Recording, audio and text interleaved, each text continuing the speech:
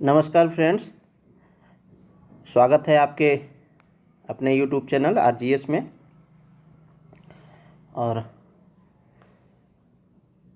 हमेशा की तरह आज भी हाजिर हैं आप सबके बीच डेली करंट अफेयर्स के प्रोग्राम में। तो बहुत बहुत स्वागत आप सभी का इस चैनल पे। चलिए आगे बढ़ते हैं और क्लास की शुरुआत करते हैं। उससे पहले यदि आपने चैनल को सब्सक्राइब नहीं किया है तो प्लीज़ सब्सक्राइब करें और अन्य लोगों तक शेयर करें। आज का पहला प्रश्न देखते हैं। अंडर 19 महिला क्रिकेट विश्व कप किसने जीता? तो पहला प्रश्न क्या है? अंडर 19 की बात हो रही है और महिला क्रिकेट विश्व कप की बात हो रही है, ठीक है। तो पूछ रहा है किसने जीता है। तो भारत ने, दक्षिण अफ्रीका ने, पाकिस्तान ने या इनमें से कोई ने? तो किसने जीता है? भारत ने जीता है और ये लगातार दूसरी बार जीता है, ठीक है। भारत ने क्या किया? अंडर 19 महिला T20 विश्व कप में दक्षिण अफ्रीका को हराकर ये खिताब जीता है। यहाँ पर भारतीय महिला अंडर 19 टीम जो है 7 लगातार मैच जीते, ठीक है। तो चलिए इसकी व्याख्या को देख लेते हैं। तो भारत ने अंडर 19 लेवल पर महिला T20 वर्ल्ड कप के फाइनल में दक्षिण अफ्रीका को 9 विकेट से हराकर खिताब जीता है। इसका आयोजन जो है कुआलालंपुर मलेशिया में हुआ था और कप्तान जो है निकी प्रसाद थी,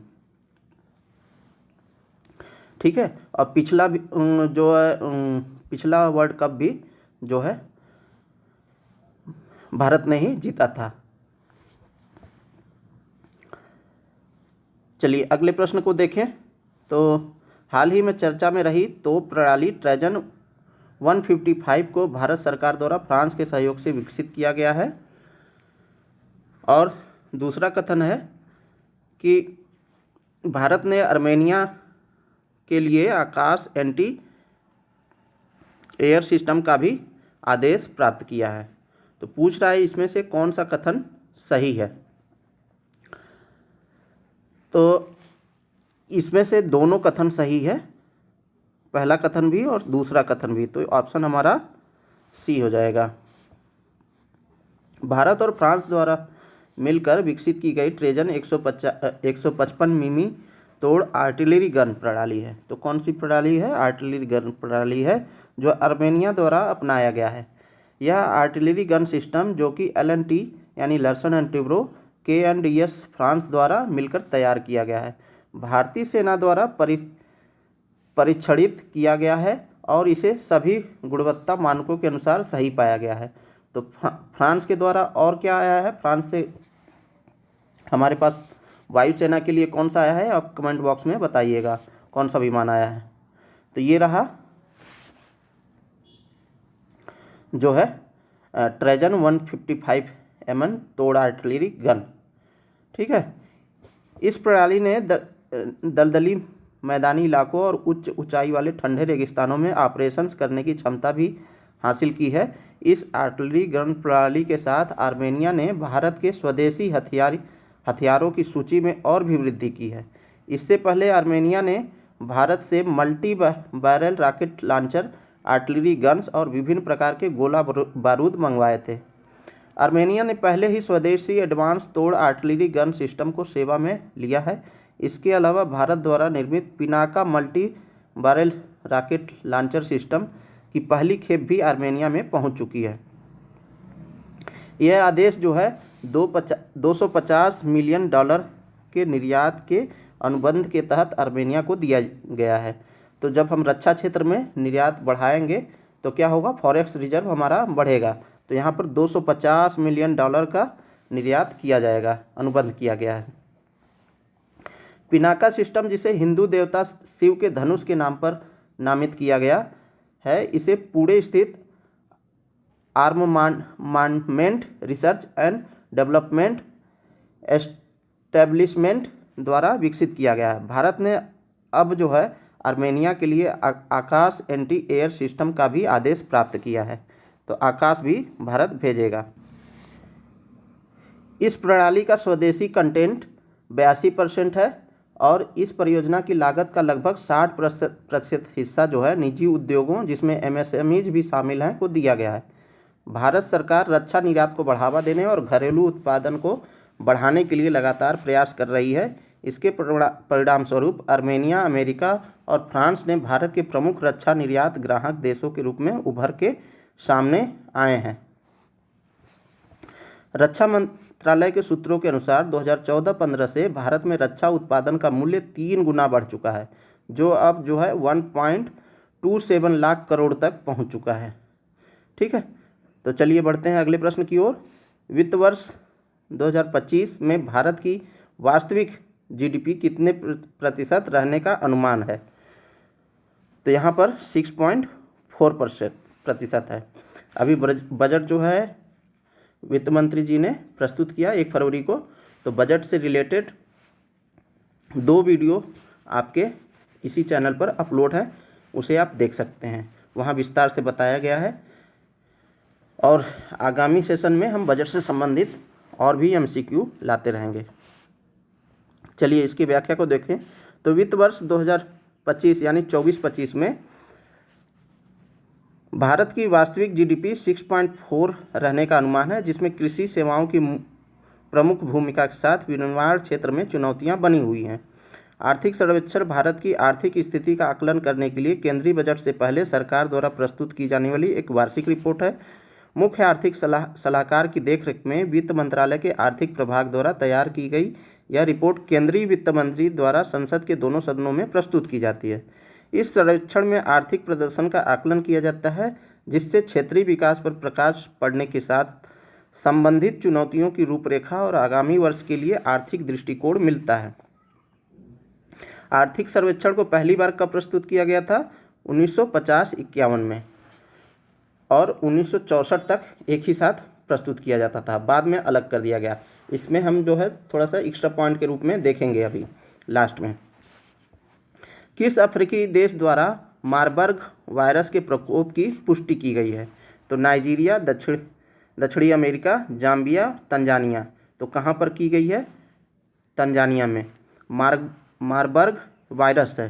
ठीक है, अभी SARS-2 का जो प्रकोप था कोविड-19 के रूप में, उससे अभी उभरे नहीं है। ये मारबर्ग वायरस भी प्रकोप जो है अपना डाल रहा है। तो चलिए इसकी व्याख्या को देखें। कोरोना और HMPV के बाद अब मारबर्ग वायरस ने दुनिया को चिंता में डाल दिया है। अफ्रीकी देश तंजानिया में मारबर्ग वायरस के कारण 8 लोगों की मौत हो चुकी है। विश्व स्वास्थ्य संगठन द्वारा मारबर्ग वायरस के कारण हुई मौतों की पुष्टि की गई है। तो WHO ने यहाँ पर पुष्टि भी की है। इस घटना को विश्व स्वास्थ्य संगठन ने बेहद गंभीर स्थिति बताया है। WHO के अधिकारियों ने मारबर्ग वायरस के फैलाव को रोकने के लिए तुरंत कदम उठाने की बात कही है। WHO द्वारा जारी की गई चेतावनी में कहा गया है कि मारबर्ग वायरस अफ्रीकी देशों के 88% लोगों को अपनी चपेट में ले सकता है और यह खतरनाक स्थिति पैदा भी कर सकता है। अफ्रीकी देश में मारबर्ग वायरस से हुई मौतों के बाद एक बार फिर यह चिंता का विषय बन चुका है। ऐसे में इस वायरस को संक्रमित होने पर क्या क्या लक्षण नज़र आते हैं, तो इससे बचाव करने के लिए क्या करना चाहिए, यह जानना जरूरी है। मारबर्ग वायरस क्या है? विश्व स्वास्थ्य संगठन के अनुसार मारबर्ग वायरस को पहली बार 1967 में जर्मनी के मारबर्ग और फ्रैंकफर्ट शहर में पहचाना गया था। इसीलिए इसका नाम जो है मारबर्ग वायरस पड़ा है। जर्मनी में पहचाना गया था 1967 में। यह वायरस मुख्य रूप से चमगादड़ों के जरिए इंसानों में तेज़ी से फैलता है। तो चमगादड़ से इंसान में जाता है, यानी ये जूनोटिक बीमारी है ना, जूनोटिक बीमारी है। ठीक है, मारबर्ग एक बार किसी व्यक्ति के शरीर में प्रवेश कर जाए तो कोशिकाओं को नुकसान पहुंचाने लगता है और हैवी ब्लीडिंग का कारण बन सकता है। वर्तमान में मारबर्ग वायरस का इलाज करने के लिए दुनिया में कोई वैक्सीन या दवा मौजूद नहीं है। तो वैक्सीन भी नहीं है और दवा भी नहीं है, जबकि 1967 में इसकी पहचान की गई थी जर्मनी के मारबर्ग में।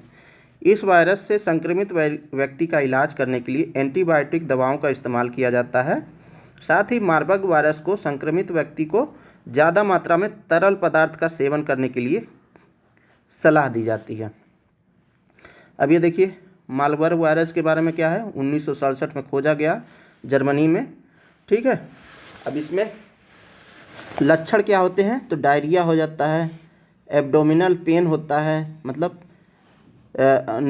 नौजिया हो जाता है, हेड चेक होता है, सर दर्द बना होता है, इरिटेटेड थ्रोट होता है, मतलब गले में खराश रहता है, ब्लीडिंग भी हो जाता है।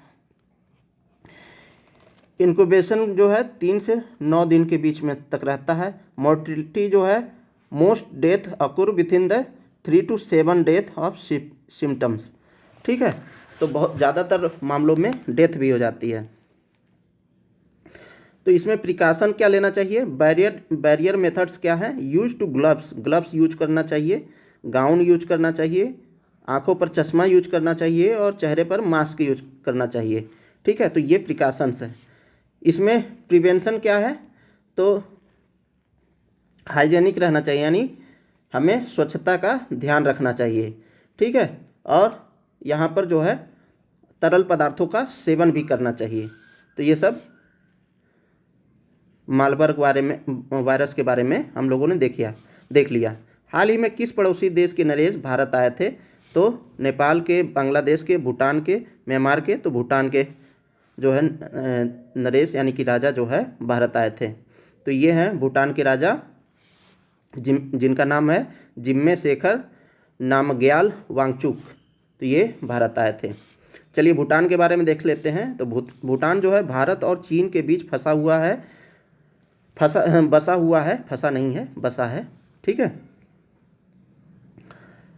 तो तथा चारों तरफ से भू आबद्ध देश है, यानी लैंडलॉक कंट्री है।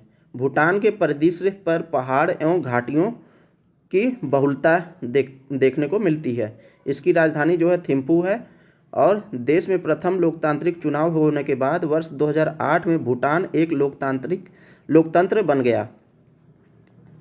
भूटान के राजा जो है राष्ट्र के प्रमुख हैं और जो है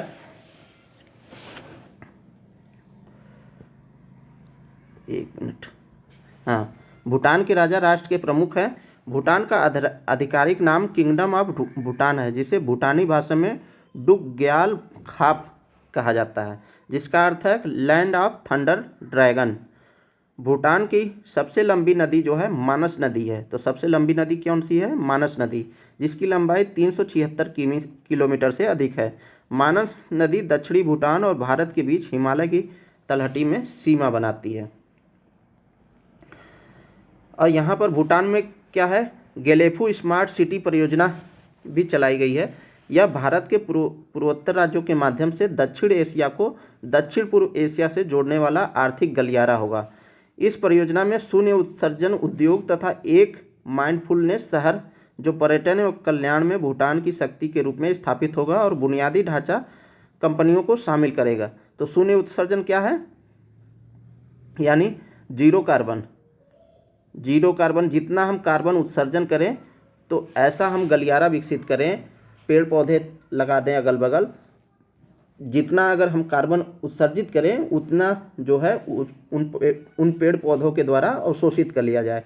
तो यही बोल रहा है, शून्य उत्सर्जन उद्योग स्थापित किया जाएगा, माइंडफुलनेस शहर होगा। ठीक है, अब ये देख लीजिए भूटान की अवस्थिति। तो जैसा कि आप लोगों को पता है, इधर चाइना है, ठीक है, और ये भारत का सिक्किम है, ये वेस्ट बंगाल लगता है थोड़ा सा, ठीक, भूटान से, और यहाँ पर आसाम लगता है, और ये अरुणाचल प्रदेश लगता है, और ये भूटान है। तो ये लैंडलॉक्ड है, मतलब लैंडलॉक उसे कहते हैं जो चारों तरफ से भू आबद्ध हो, यानी चारों तरफ से किसी देश की सीमा के साथ उसकी बाउंड्री लगती हो, उसी को लैंडलॉक कहते हैं। ठीक है, चलिए अब आगे बढ़ते हैं। उत्तर प्रदेश हिंदी संस्थान द्वारा कितने लोगों को बाल साहित्य सम्मान दिया गया? 5 लोगों को, 12 लोगों को, 139 लोगों को, 9 लोगों को। तो राइट आंसर हमारा क्या है, 9 लोगों को। 139 क्या है, 139 लोगों को क्या दिया गया था, खेल रत्न चलिए आगे बढ़ते हैं। उत्तर प्रदेश हिंदी संस्थान ने बाल साहित्य संवर्धन योजना के तहत, कौन सा योजना है? बाल साहित्य संवर्धन योजना, ठीक है, यानी बच्चों से रिलेटेड जो भी साहित्य हैं उनका जो है विकास करें, संवर्धन करें। इस योजना के तहत उत्तर प्रदेश हिंदी संस्थान ने दिया है कितने लोगों को? 9 लोगों को, साहित्यकारों को बाल साहित्य सम्मान 2023 देने की घोषणा की है। इस संबंध में निदेशक डॉक्टर अमिता दुबे, तो वहाँ की निदेशक कौन सी हैं? अमिता दुबे हैं, ने सूचना जारी की है। उन्होंने बताया कि गुरुवार को गठित समिति की बैठक में सर्वसम्मति से सम्मान देने का निर्णय लिया गया है। अब इसमें मिलता क्या है? तो 51,000 रुपये धनराशि मिलती है सम्मान के रूप में, अंगवस्त्र दिया जाता है और एक प्रशस्ति पत्र देकर सम्मानित किया जाता है। तो ये 3 चीज़ें मिलती हैं। किन किन लोगों को मिला तो वो देख लेते हैं। सुभद्रा कुमारी चौहान महिला बाल साहित्य सम्मान जो है करुणा पांडे को मिला, ये लखनऊ के हैं। सोहनलाल द्विवेदी बाल साहित्य सम्मान आरपी सारस्वत जी को मिला, ये सहारनपुर के हैं। अमृतलाल नागर बाल कला सम्मान डॉक्टर मोहम्मद असरत खान को मिला, जो कि शाहजहांपुर के हैं। विद्यार्थी बाल चित्रकला सम्मान जो है दिलीप शर्मा को मिला, ये जो कि अलीगढ़ के हैं। लल्ली प्रसाद पांडे बाल पत्रकारिता सम्मान जो है नरेंद्र निर्मल को मिला, ये गौतम बुद्ध नगर के हैं। डॉक्टर राम कुमार वर्मा बाल नाटक सम्मान जो है बलराम अग्रवाल को मिला, जो कि गौतम बुद्ध नगर के हैं ये भी। कृष्ण विनायक फड़के बाल साहित्य समीक्षा सम्मान देवी प्रसाद गौड़ को मिला, ये मथुरा के हैं। जगपति चतुर्वेदी बाल विज्ञान लेखन सम्मान दीपक कोहली जी को मिला, ये डॉक्टर दीपक कोहली जी को, ये लखनऊ से हैं। उमाकांत मालवी युवा बाल साहित्य सम्मान अनिल कुमार निलय को मिला, जो कि प्रतापगढ़ से हैं। तो ये आप लोग याद रखिएगा, थोड़ा सा 2-3 बार पढ़िएगा, याद हो जाएगा। हाल ही में 10,000 रुपये की वित्तीय सहायता वाली दीनदयाल उपाध्याय भूमिहीन कृषि मजदूर कल्याण योजना किसने प्रारंभ की? तो झारखंड ने, उड़ीसा ने, छत्तीसगढ़ ने या बिहार ने? तो किसने प्रारंभ की? छत्तीसगढ़ ने प्रारंभ की। छत्तीसगढ़ राज्य सरकार द्वारा दीनदयाल उपाध्याय भूमिहीन कृषि मजदूर कल्याण योजना, यानी जो ऐसे मजदूर हैं जो कृषि क्षेत्र में काम तो करते हैं पर उनके पास ज़मीन ना हो, उसी को उन्हीं के लिए जो है ये कल्याणकारी योजना शुरू की गई है छत्तीसगढ़ सरकार द्वारा। इस योजना के तहत राज्य को 5.62 लाख से अधिक भूमि पर कृषि का लाभ मिलेगा। योजना के तहत करीब 562 करोड़ रुपए का निवेश किया गया है। योजना का उद्देश्य क्या है? भूमिहीन कृषि मजदूरों और संबंधित समुदायों की आर्थिक स्थिति में सुधार करना। इसके अतिरिक्त इन समुदायों के कल्याण के लिए सरकार की ओर से वित्तीय सहायता प्रदान करना है। योजना के तहत प्रत्येक लाभार्थी को सालाना जो है 10,000 रुपये की वित्तीय सहायता दी जाएगी। इस योजना में भूमिहीन कृषि मजदूरों के साथ वनोपज संग्राहक, ठीक है, भूमिहीन परिवार, चरवाहा, बढ़ई, लोहार, मोची, नाई, धोबी आदि पौनी पसारी व्यवसायों से संबद्ध भूमिहीन परिवार भी शामिल हैं। इनके अलावा अनुसूचित क्षेत्रों में आदिवासियों के देव स्थल में पूजा करने वाले पुजारी, बैगा, गुनिया, माझी परिवारों को भी शामिल इसमें किया गया है। योजना का उद्देश्य ये तो बता ही दिया था, उद्देश्य बता दिया था। अब छत्तीसगढ़ के बारे में देख लेते हैं। तो छत्तीसगढ़ जो है इसका गठन कब किया गया? 1 नवंबर सन 2000 को। किससे कट करके अलग हुआ? एमपी से। पहले ये एमपी का भाग था। वहाँ की जो छत्तीसगढ़ की विधानसभा है वो सभा जो है छत्तीसगढ़ सरकार के नाम से जाना जाता है। और राज्यपाल जो है रोमेन डेका हैं। मुख्यमंत्री जो है विष्णुदेव सहाय जी हैं, जो कि भाजपा से संबंधित है। और विधानमंडल की सीटें कितनी हैं? 90+1 है। संसदीय क्षेत्र जो है लोकसभा में 11 हैं और राज्यसभा में 5 है। अब ये देखिए छत्तीसगढ़ की सीमा किससे लगती है? तो इधर उत्तर पश्चिम में जो है उत्तर पश्चिम में मध्य प्रदेश से, उत्तर में उत्तर प्रदेश से, और उत्तर पूर्व में झारखंड से, इधर उड़ीसा से, और फिर तेलंगाना से, और ये महाराष्ट्र से। तो लोकेशन जो है आप मैप में देखते चलिए, अपने मैप में देखिए, आप लोकेट करिए, ताकि जो है आपका मैपिंग स्ट्रांग हो सके। चलिए अगला प्रश्न देखते हैं। कारा सागर कहाँ अवस्थित है? अंटार्कटिका में, आर्कटिक में, हिंद महासागर में, प्रशांत महासागर में? तो ये आर्कटिक में है। चलिए इसकी व्याख्या को देखें तो आर्कटिक क्षेत्र में रूसी गतिविधियों के तेजी से विस्तार के बीच कारा सागर में एक परमाणु ऊर्जा चालित आइस ब्रेकर एक मालवाहक जहाज से टकराने के बाद क्षतिग्रस्त हो गया। सर्दियों के दौरान परमाणु आइस ब्रेकर अक्सर जो है आर्कटिक के जल क्षेत्र में तेल टैंकरों और एलएनजी वाहकों के साथ चलते हैं। कारा सागर जो है आर्कटिक महासागर का एक सीमांत सागर है जो रूस के साइबेरिया के उत्तर में स्थित है। अभी मैप में देखेंगे हम लोग। अवस्थिति जो है कारा सागर जो है पश्चिम में नोवाया जेमल्या द्वीप समूह और पूर्व में सेवेरनाया जो है जेमल्या द्वीप समूह और उत्तर पश्चिम में फ्रांस जोसेफ भूमि से घिरा हुआ है। बर्फ का आवरण यहाँ पर रहता है। कारा सागर विश्व के सबसे ठंडे समुद्रों में से एक है जो वर्ष के अधिकांश समय आमतौर पर सितंबर से मई तक बर्फ से ढका रहता है। तापमान यहाँ पर बात करें तो उत्तर में 9 से 10 महीने और दक्षिण में 7 से 8 महीने तक हवा का तापमान 0 सेंटीग्रेड से नीचे रहता है। जनवरी में तापमान जो है -28 डिग्री से -20 डिग्री तक चला जाता है और जुलाई में यह -1 डिग्री से 6 डिग्री तक होता है। यहाँ की प्रमुख नदियों की बात करें तो कारा सागर में गिरने वाली प्रमुख नदियों में येनिसे, ओब, पियासिना और कारा नदियाँ शामिल हैं। द्वीप के बारे में देखें तो कारा सागर में अनेक द्वीप समूह हैं जिसमें नार्डेस्क्योल्ड द्वीप समूह भी शामिल है जो 90 से अधिक द्वीपों से बना है। वर्तमान घटनाक्रम क्या हुआ? यह घटना जो है उत्तरी समुद्री मार्ग की ओर ध्यान आकर्षित करता है। इस मार्ग का विकास रूसी राष्ट्रपति पुतिन के लिए रणनीतिक प्राथमिकता के रूप में उभरा है। रूस उत्तरी समुद्री मार्ग जो है को वैकल्पिक वैश्विक शिपिंग मार्ग के रूप में बढ़ावा दे रहा है। स्वेज नहर की तुलना में उत्तरी समुद्री मार्ग उत्तरी यूरोप और पूर्वी एशिया के बीच तेज पारगमन प्रदान करता है। उदाहरण के लिए उत्तरी समुद्री मार्ग के माध्यम से अपेक्षित वाणिज्य शंघाई और रॉटरडैम कहाँ पर है? नीदरलैंड का मुख्य वाणिज्यिक बंदरगाह है के बीच की दूरी को स्वेज नहर मार्ग की तुलना में 2800 समुद्री मील या 22% से अधिक कम कर देता है। इस मार्ग से परिवहन लागत में भी 30 से 40% की कमी आने की संभावना है।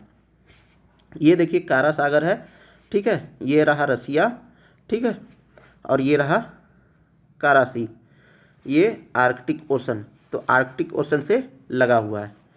इसकी अवस्थिति देखिए। चलिए आगे बढ़ते हैं। एडेलमैन ट्रस्ट इंस्टीट्यूट के अनुसार 2025 के विश्वास रैंकिंग में भारत को कौन सा स्थान मिला है? पहला, दूसरा, तीसरा, चौथा। कौन सा स्थान मिला है? तीसरा मिला है। चलिए उत्तर को देखें, व्याख्या को देखें तो एडेलमैन ट्रस्ट बैरोमीटर 2025 जो कि वैश्विक संचार फर्म एडेलमैन द्वारा आयोजित वार्षिक सर्वेक्षण है ने सरकार, व्यवसायों और मीडिया और गैर सरकारी संगठनों में सार्वजनिक विश्वास के स्तर पर महत्वपूर्ण अंतर्दृष्टि प्रदान की है। इस वर्ष भारत का कुल विश्वास रैंकिंग में एक स्थान नीचे गिरकर तीसरे स्थान पर आ गया है। हालांकि इसका स्कोर स्थिर बना हुआ है। यह अध्ययन वर्ल्ड इकोनॉमिक फोरम की वार्षिक बैठक से पहले जारी किया गया। भारत ने संस्थानों में विश्वास के मामले में वैश्विक स्तर पर तीसरा स्थान प्राप्त किया है। शीर्ष 3 देश कौन कौन से हैं? तो ये हमारे लिए इम्पोर्टेंट हो जाता है। चाइना, इंडोनेशिया जो कि अभी ब्रिक्स का 10वां सदस्य देश बना, और इंडिया, ठीक है। तो आप ये 3 जो है शीर्ष क्रम के याद रखेंगे।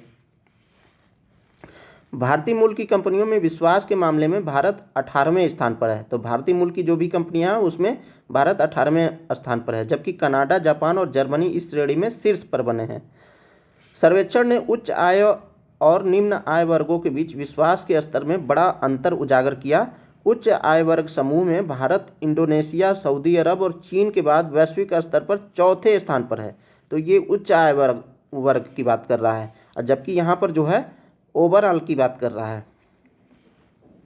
निम्न आय समूह में भारतीय संस्थानों में कम विश्वास है। भारत चीन और इंडोनेशिया के बाद तीसरे स्थान की बात कर रहा है। ठीक है, तो निम्न आय समूह में भारत जो है यहाँ पर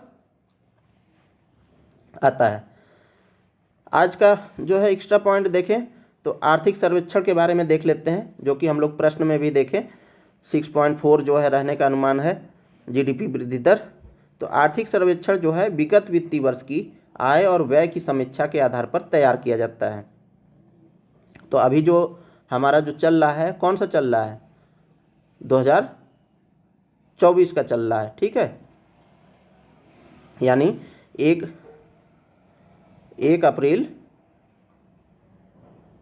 अप्रैल 2024 से 31 मार्च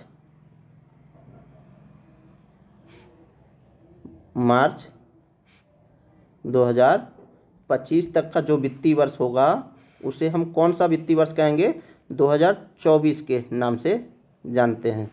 फाइनेंशियल ईयर 2024 के नाम से जानते हैं। ठीक है, तो आर्थिक सर्वेक्षण क्या होता है? आर्थिक सर्वेक्षण विगत वित्तीय वर्ष की आय और व्यय की समीक्षा के आधार पर तैयार किया जाता है। आर्थिक सर्वेक्षण के जरिए सरकार देश की अर्थव्यवस्था की वित्तीय स्थिति के बारे में जानकारी देती है। इसमें किसी खास वित्तीय वर्ष के दौरान देश में विकास के रुख और विभिन्न क्षेत्रों, आय और व्यय, सरकार की योजनाओं के क्रियान्वयन की समीक्षा होती है। इसके इतिहास की बात करें तो 1950 से 1951 से लेकर के 1964 तक जो है केंद्रीय बजट के साथ प्रस्तुत किया जाता था। बाद में इसे अलग कर दिया गया, यानी 1964 से अलग कर दिया गया और बजट से पहले प्रस्तुत किया जाने लगा। आर्थिक सर्वेक्षण का संकलन कौन करता है? तो सर्वेक्षण मुख्य आर्थिक सलाहकार के मार्गदर्शन में संकलित किया जाता है। वर्तमान में जो है डॉक्टर वी अनंत नागेश्वर जी जो हैं हमारे मुख्य आर्थिक सलाहकार हैं। उन्हीं के मार्गदर्शन में जो है आर्थिक सर्वेक्षण का संकलन किया गया। इसकी प्रस्तुतिकरण कौन करता है? तो इसकी प्रस्तुतिकरण जो है भारत के वित्त मंत्री द्वारा संसद में प्रस्तुत किया जाता है। ठीक है, तो आज के लिए बस इतना ही। बहुत बहुत धन्यवाद आप सभी लोगों का।